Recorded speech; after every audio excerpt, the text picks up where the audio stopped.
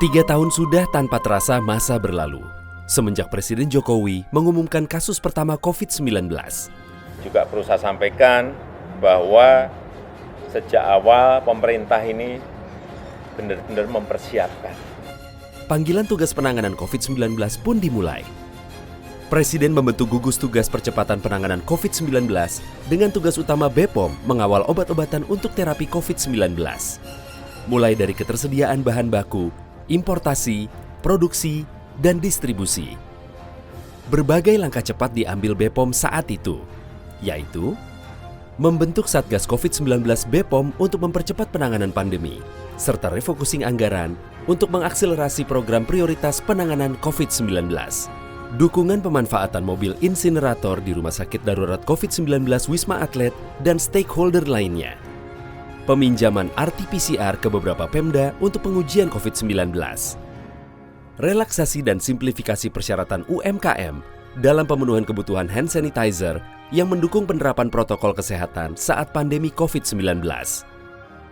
Mengoptimalkan fungsi laboratorium pengujian BPOM untuk pengujian COVID-19, termasuk pembangunan lab biohazard dengan standar biosafety level 2 dan laboratorium pengujian patogen agen bioterorisme pada sampel obat dan makanan dengan standar biosafety level 3.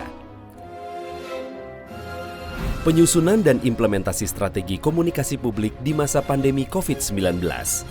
Berkoordinasi dengan lintas sektor untuk pemenuhan kebutuhan dan distribusi obat dan vaksin COVID-19 di Indonesia. Berbagai daya upaya tanpa henti dilakukan BPOM dalam perjalanan mencari obat COVID-19. Di antaranya, bersama para ahli mengkaji sejumlah obat yang berpotensi dapat digunakan untuk terapi COVID-19. Berkoordinasi dan bertukar informasi dengan otoritas obat di mancanegara.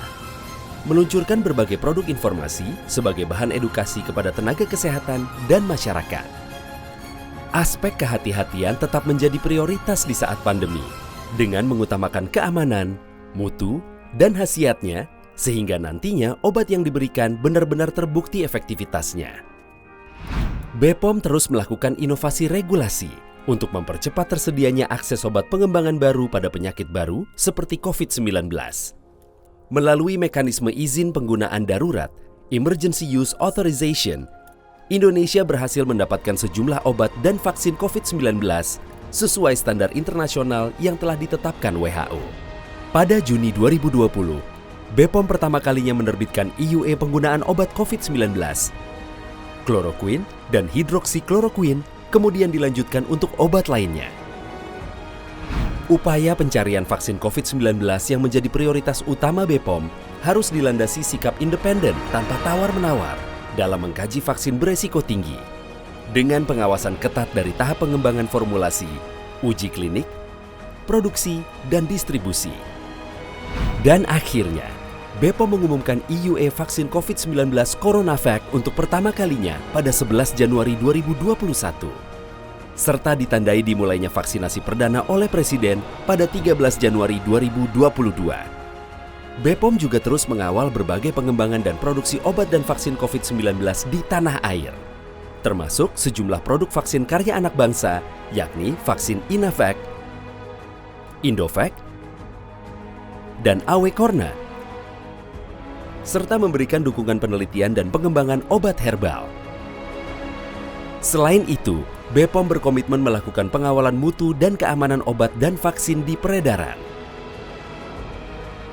Dalam upaya mendorong pemulihan ekonomi nasional pasca pandemi, serta meningkatkan daya saing, BPOM meningkatkan kualitas pelayanan publik dan dukungan kemandirian industri dan pengembangan UMKM.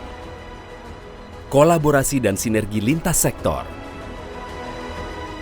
Pengawasan dan penegakan hukum. Pemberdayaan masyarakat. Tata kelola pemerintahan. Sarana dan prasarana. Prestasi dan penghargaan. Terima kasih atas penghargaan dan apresiasi yang diberikan kepada BPOM selama 3 tahun pandemi. Dengan optimalisasi sumber daya yang ada dan kemitraan bersama seluruh komponen bangsa, kami berupaya memberikan pelayanan terbaik. Seluruh kinerja dan pencapaian BPOM di masa pandemi COVID-19 adalah hasil kerja keras dan ketangguhan BPOM dalam menghadapi pandemi COVID-19. Untuk pulih lebih cepat dan bangkit lebih kuat, BPOM tangguh untuk Indonesia.